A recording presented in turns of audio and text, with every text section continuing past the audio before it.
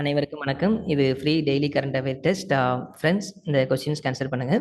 Actually கொஞ்சம் இன்னைக்கு important issues இருந்தது நிறைய. The first question is which of the following statements are correct? PM Janman aims to ensure the holistic development of particularly vulnerable tribal groups. Odisha is home to 13 of the 75 PVTGs identified across India. Answer C, both 1 and 2 ரெண்டு ஸ்டேட்மெண்ட்டுமே correct தான். PM Janman அப்படிங்கிறது பிரதான் மந்திரி ஜன்ஜதி ஆதிவாசி நியாய மகா அபியான், அதுதான் PM Janman சுருக்கமாக கொடுத்துருக்காங்க. என்னென்னா ஒரு ஃபண்ட் அலாட் பண்ணியிருக்காங்க 2023-24 to 25-26 பீரியடுக்கு ட்ரைபல் டெவலப்மெண்ட், அதாவது பர்டிகுலர்லி வல்னரபிள் ட்ரைபல் குரூப்ஸுக்கான டெவலப்மெண்ட்டுக்காக 24,000 கோடி அலாட் பண்ணியிருக்கிறாங்க. இந்த பிவிடிஜிஸ் பர்டிகுலர்லி வல்னரபிள் ட்ரைபல் குரூப்ஸ்னு சொல்கிறவங்க இந்தியாவில் 18 ஸ்டேட் அண்ட் யூனியன் டெரிட்டரிஸில் இருக்கிறாங்க. ஒடிசாவில் மட்டும், அதாவது இந்தியா இந்த ஸ்டேட்ஸ் அண்ட் யூனியன் டெரிட்டரியில் மொத்தமாக 75 பிவிடிஜி இருக்கிறாங்க. அதில் 13 குரூப் ஒடிசாவில் மட்டுமே இருக்கிறாங்க. ஓகே, ஒடிசா என்ன அப்படின்னா ட்ரைபல் கம்யூனிட்டிஸ் அதிகமாக இருக்கிறது, நம்பர் ஆஃப் கம்யூனிட்டிஸ் அதிகமாக இருக்கிறது ஒடிசாவில் தான். ட்ரைபல் பாப்புலேஷன் இந்தியாவில் அதிகமாக இருக்கிறதுன்னு பார்த்தீங்கன்னா மத்திய பிரதேஷ் சொல்லுவோம். நம்பர் ஆஃப் ட்ரைபல் கம்யூனிட்டி அதிகமாக இருக்கிறது ஒடிசா. ஓகே, சரி. இதில் பிவிடிஜி இந்த பர்டிகுலர்லி வல்னரபிள் ட்ரைபல் குரூப் அப்படிங்கிறது ரொம்ப பின்தங்கிய நிலையில் இருக்கிறவங்க, educational wise, economic wise, outside world access பண்ணுறது வைஸ், ஹெல்த் வைஸ், இந்த மாதிரி நிறைய விஷயங்களில் ரொம்ப பின்தங்கி இருக்கிற ஆளுங்களை பர்டிகுலர்லி வல்னரபிள் ட்ரைபல் குரூப் அப்படிங்கிற இதில் அந்த கம்யூனிட்டியை இன்க்ளூட் பண்ணியிருப்போம். ஸோ அந்த வகையில் இந்தியாவில் மொத்தம் 75 இருக்குது, அதில் ஒடிசாவில் மட்டும் 13 இருக்குது. ஓகே, தமிழ்நாடு எடுத்துக்கிட்டிங்கன்னா தோடா, கோட்டாஸ், இருளாஸ், இவங்க எல்லாருமே பர்டிகுலர்லி வல்னரபிள் ட்ரைபல் குரூப் லிஸ்ட்டில் இருக்கிறவங்க தான்.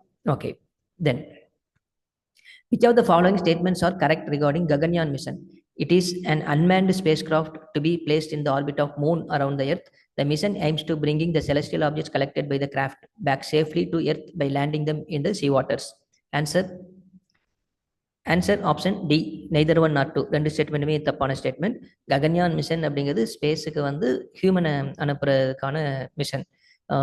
எர்த்துலேருந்து ஒரு 400 கிலோமீட்டர் டிஸ்டன்ஸ் ஆர்பிட்டில் மேன் அனுப்பி அகெயின் க்ரூ மெம்பர்ஸை சேஃபாக எடுத்துகிட்டு கொண்டு வர்றதுக்கான மிஷன் இது.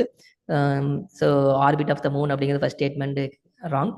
அண்ட் செலஸ்டியல் ஆப்ஜெக்ட்ஸை கலெக்ட் பண்ணி கொண்டு வர்றது அந்த மிஷன் இல்லை. ஓகே, ஸோ ரெண்டு ஸ்டேட்மெண்ட்டுமே ராங்கான ஸ்டேட்மெண்ட். இதுக்கான ஒரு ட்ரையல் இஸ்ரோவும் நேவியும் சேர்ந்து ட்ரையல் பார்த்தாங்க, இந்த அகெயின் க்ரூ மெம்பர்ஸை சேஃபாக சி வாட்டர்ஸில் லேண்ட் பண்ண வைக்கிறதுக்கு. ஸோ அது நியூஸில் இருந்துச்சு. தென் which of the following are stealth frigates under construction for the Indian Navy by Russia?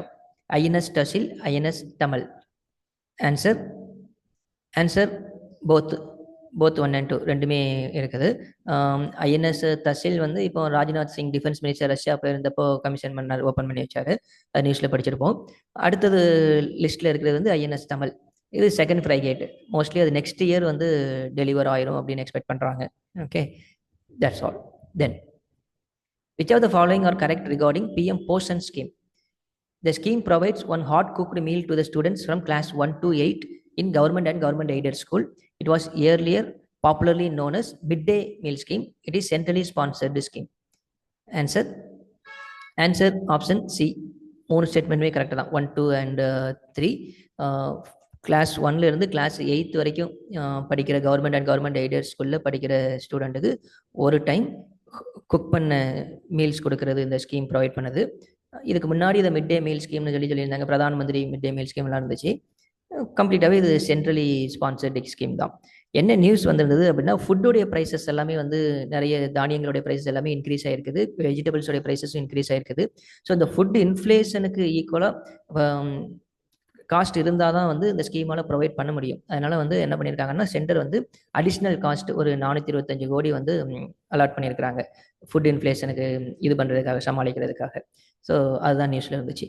Then which of the following statements are correct? Currently in India, 85% of the energy used in the steel sector comes from coal. India has set 2030 as the target for achieving net zero emissions, 2 decades later than what scientists recommend to avoid catastrophic climate impacts. Answer option A, one only. 85% கோல்ல இருந்து தான் நம்ம ஸ்டீலுக்காக produce பண்ணுறது. கோல் தான் use பண்ணணும், நிலக்கரி தான் பயன்படுத்துகிறோம். 2வது ஸ்டேட்மெண்ட் வந்து தப்பு. 2030 இல்லை. ஏன்னா அந்த ஸ்டேட்மெண்ட் படி பார்த்தா சயின்டிஸ்ட் ரெக்கமெண்ட் வந்து 2010ன்னு வரும். 2010 ரெக்கமெண்ட் பண்ணி 2030 டார்கெட் வச்சிருக்கோமானா இல்லை. 2010லலாம் வந்து நமக்கு இந்த கோப்பனகன் சமிட் கிளைமேட் ஃபினான்ஸ் ஃபண்ட் எப்படி பண்ணுறது அது ரிலேட்டடாக தான் டிஸ்கஷன் குளோபல் லெவலில் போயிட்டு இருந்துச்சு. ஓகே, இன்னுமே அது போயிட்டு இருக்குது. ஓகே, டார்கெட் இயராக பிரைம் மினிஸ்டர் இப்போ ரீசெண்டாக ஃபிக்ஸ் பண்ணியிருந்தது வந்து 2070 தான் நெட் ஜீரோ எமிஷனுக்கு டார்கெட்டாக நம்ம ஃபிக்ஸ் பண்ணியிருக்கிறோம். ஓகே, ஸோ அதுதான் நியூஸில் இருந்தது. ஓகே, ஸோ உங்களுடைய கரண்ட் அஃபேர் ப்ரிப்பரேஷனை நீங்கள் எவாலுவேட் பண்ணிக்கிறதுக்கு daily test free current affair test www.geodemy.inல அவைலபிளாக இருக்கும். நீங்கள் டெஸ்ட் எடுக்கிறது மூலமாக ரிவைஸ் பண்ணீங்க அப்படின்னா அந்த இஷ்யூஸ் உங்களுக்கு மறக்காது. உங்களுடைய ப்ரிப்பரேஷன் ரொம்ப எஃபிஷியண்டாக இருக்கும். ஓகே, உங்களுக்கு எதுவும் டவுட் இருந்தது அப்படின்னா அந்த நம்பரில் நீங்கள் காண்டாக்ட் பண்ணலாம், இல்லை வாட்ஸ்அப் பண்ணலாம். இந்த மொபைல் நம்பர்ஸ் 9003777380 8489777380. Thank you all.